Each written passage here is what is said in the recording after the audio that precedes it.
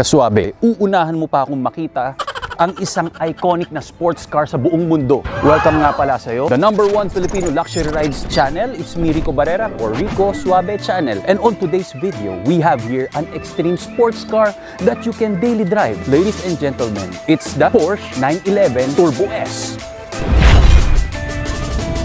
Mga kaswabe, let's begin.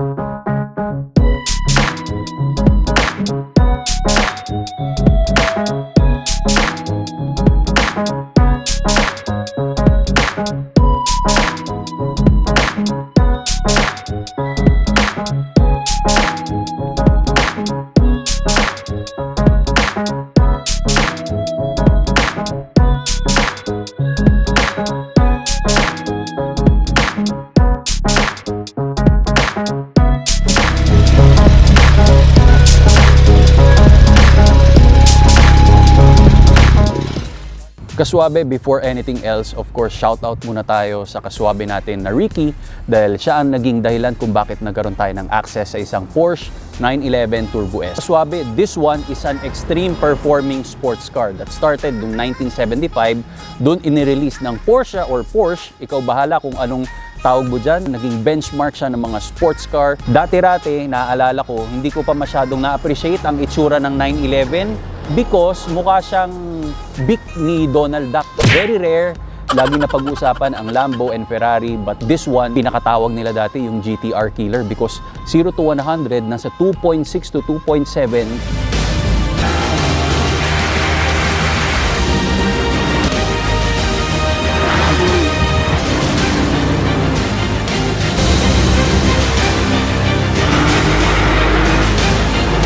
Pinakamahina na yung 2.9.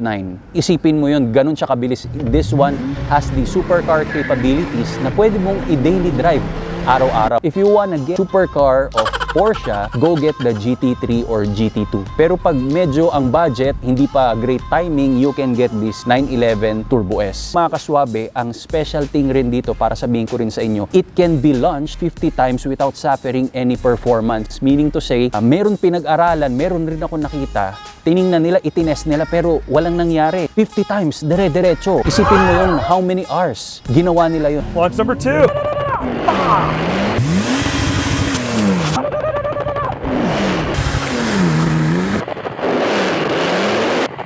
Launch is dead straight every time. Dead straight.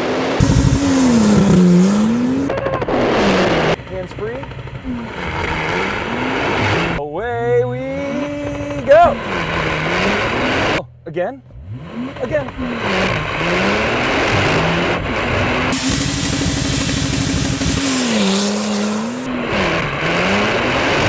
Again. 50 standing starts in a row using Porsche's PDK launch control. Zero problems. Never shut us down, never overheated. Pero pag kinumpare natin sa iba like the GTR, 4 to 5 times lang lalagnatin na siya. Kailangan mo nang ihiga because mag-overheat ba or ano. As of today, one of the most iconic extreme sports car, and this one is for sale ng 11.5 million. Uunahan ko na kayo kaswabe. That's why na-review natin because before mawala to sa kamay ng owner, dahil nagpapagawa siya ng isang mansion, nililiquidate niya and kailangan niya yung money. Sabi kong ganun, why not? Hindi muna natin i-vlog para mapakita natin sa mga kaswabe and even baka mamaya meron din interest. Kaswabe, kahit mainit dito, kahit sobrang tirik ang araw, yung nakaraan kinuna na natin to, this is the second time gusto kong maghatid sa inyo na mas detailed and mas maayos na itsura ko. Hindi na natin yan papatagalin mga kaswabe. We have here a 911 Turbo S. Let's begin! Mga kaswabe, ang unang pupunahin natin para sa Swabe cool feature ay nasa rear end. What I'm talking about is the rear spoiler. Unlike any other sports car, fixed na ang kanilang rear spoiler.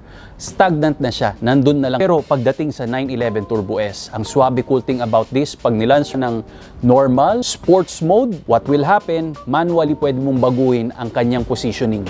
Stage 1, Stage 2, Stage 3. Pero pag nilagay mo siya sa Sports Plus, automated siya. Ang 911 mismo ang magde-detect, mag-a-adapt siya kung anong klase ng posisyon ang gagawin niya. Ikaw, anong klase ba ng posisyon ang gusto mo? At anong stage ka? Another Swabe cool feature about this 911 Turbo S, yung placement ng kanyang makina. Rear engine to, pero pag binuksan mo ang pinaka trunk natin dito to see the engine, it's a prank dahil kailangan mo pumunta ng Porsche at doon kailangan pakialaman yun. Ang tanging makikita mo lang rito is yung cooling fan niya na dalawa, meron kang heat extractors, then yung mga badge ng Turbo S, then some fluids. This one is a 3.8 liter twin turbocharged flat 6 engine, 560 horsepower with 518 pound-feet of torque. 0 to 100 yan, nasa 2.6, kaya siya tinawag na GTR killer. Ang top speed niya naman nasa 318 kilometers per hour, yung tipong pag nilabas mo yung mukha mo, lilipa rin ng mukha mo ng hangin, ganun siya katindi. Ang curb weight nito, kaswabe, 3,550 pounds. This one is a 7-speed PDK dual clutch transmission. Pag sinabing PDK, extremely fast gear changes ang specialty nito, mga kaswabe. Another Swabe cool feature about this 911 Turbo S, makikita mo, super sexy, ang ganda ng definition, ang ganda ng curve, flared out ang kanyang fender. Kaya may in love ka, maalala mo yung ex-girlfriend mo na sexy, tapos nakipaghiwalay siya sa'yo.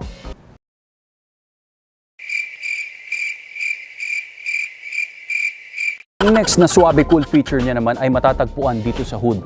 What I'm talking about, kaswabe, ay yung salamin na to, isang buo lang yan na merong divider because optional ito, add-on, panoramic glass roof meron tayo rito. When you go inside at tumingala ka, makikita mo medyo clear siya ng konti dahil nga glass ang nasa ibabaw mo. Unlike any other sports car na continuation lang or ng body material.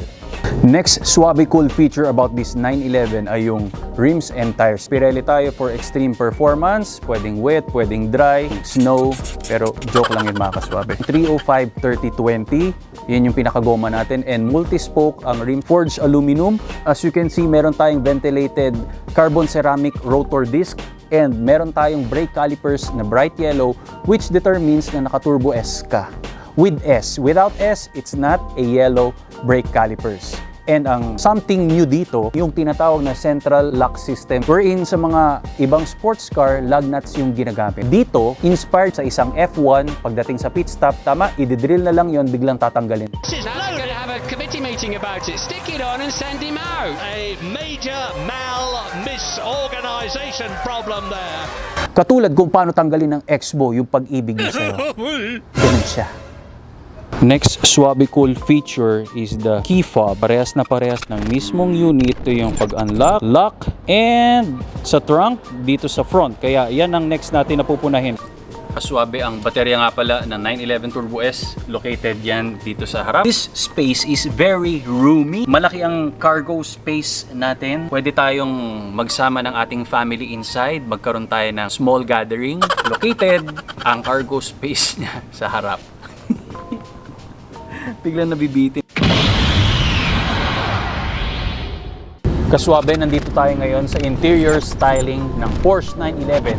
Para sa akin, Swabe, cool feature about this yung pagiging bright red. Napakasarap sa mata. It's all about the Alcantara. Dito sa roof natin, dito sa seats, heated and ventilated. 18-way power adjuster, mga kaswabe. Ang center console, napaka-premium. Meron pang integrated clock dito sa dashboard. This one is the trademark styling of a Porsche.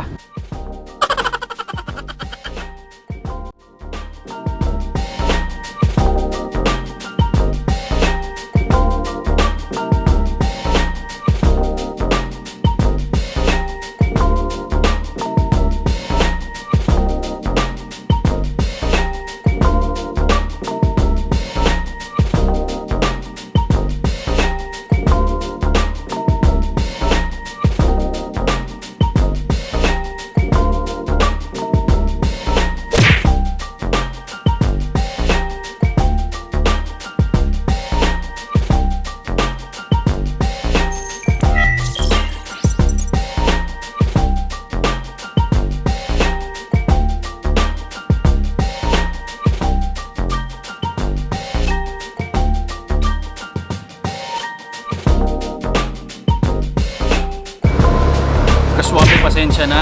mag-lowbat ang wireless mic natin. Pero ang next na Swabe cool feature ay located dito sa harap. What I'm talking about is itong target lock daytime running lamps. A trademark of Porsche. Very cute.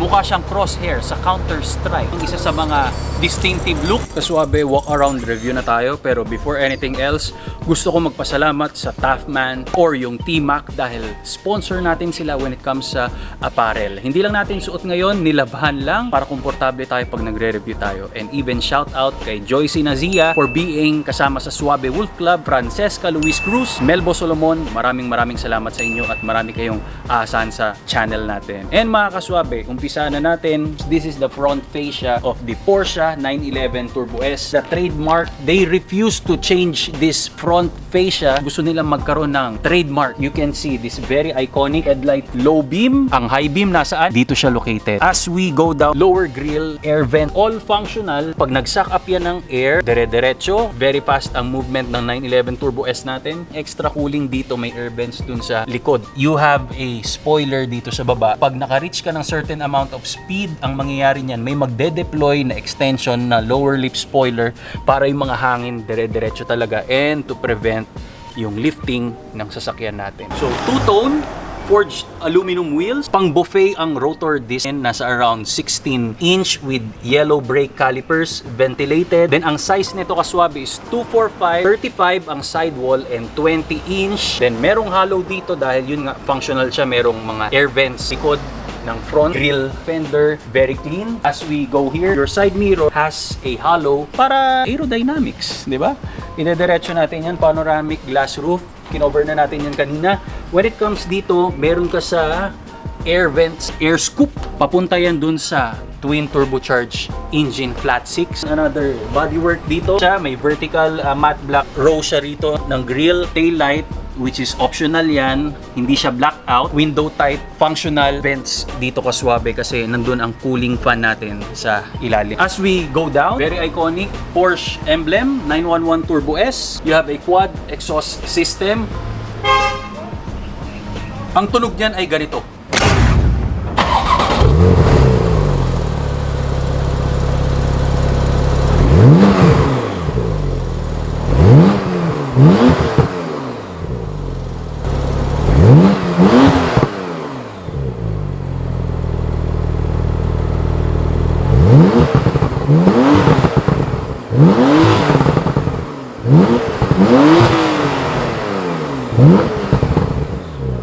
Kaswabe, when it comes to interior styling, again, ito ang ating manubela and brushed aluminum material. Of course, the iconic emblem of Porsche, leather wrap with red stitching, and pinaka-tasteful kaswabe pag nandito ka ay yung trademark ng Porsche na merong 5 ring sa instrument clusters natin. And ipapakita ko sa inyo yan. Kaya hawakan ko.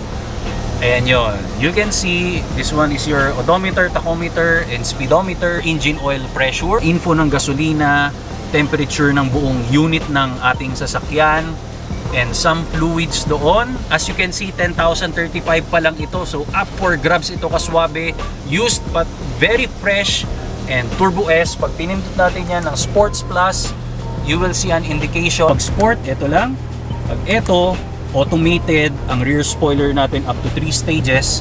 Tapos ito ang center console with carbon fiber, infotainment system, brushed aluminum, speakers mo, Boss sound system, yung pinakabulsa meron dito, meron din dito, pwede mong ayan i-maximize. Okay, then idiretso natin, ventilated and heated seats. Very nice curves, sports bucket seat, yung puwet mo, hulmang-hulma dito. Tapos ayan yung loob natin kaswabe. 4 seats ang ating 911 Turbo S para rin sa mga extra things natin. Red stitching, carbon fiber, very sporty dahil maliit lang. Yung sport pedals natin, ayan. E-brakes, kaswabe, nakikita mo, this one triggers the engine para mag-ignite. Bakit siya nasa kaliwa kaswabe? Dati pa yan na styling because pagdating before sa racing events, ang kaliwa ng driver para dito, para ito, nasa mismong shift knob kagad. So for faster movement and reaction, Unlike pag yung susi sa kanan, tapos gagalaw ka dito, ito para dito, ito para dito. Do you get my point, Kaswabe? Sorry, medyo mabilis lang, pero yun yung pinaka-use niya. Nagwawala ang sound system niya. Very rare. Abangan nyo to sa channel. Ipaparinig ko sa inyo kung ano ang nagwawala at rumbling sound ng isang exotic sports car. Mga Kaswabe, we have here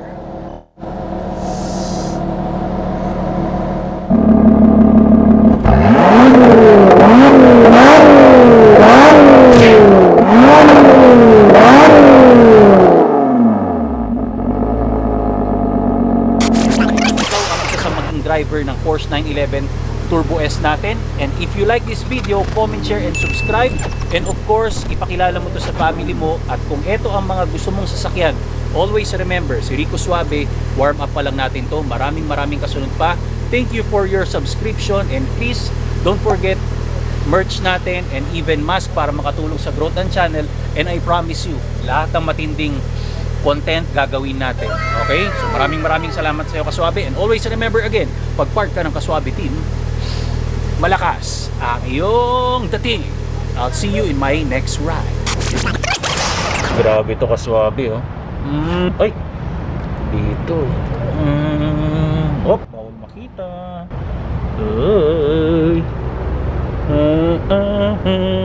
What kind of sports car is this? Abangan. Stay tuned. Ang ganda ng size. Yung pinaka ano ba tawag dito? Hindi, sa manobela. Yung